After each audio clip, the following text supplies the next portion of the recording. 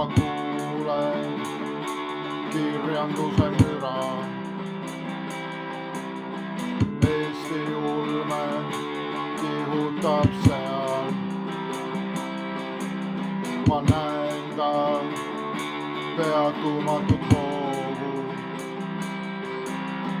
ratsutamas reaktori peal.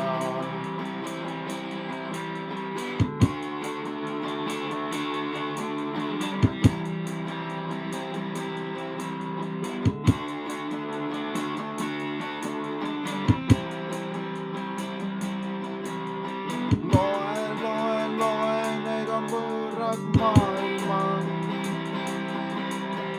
Loe, need on tuleviku kuulutajad.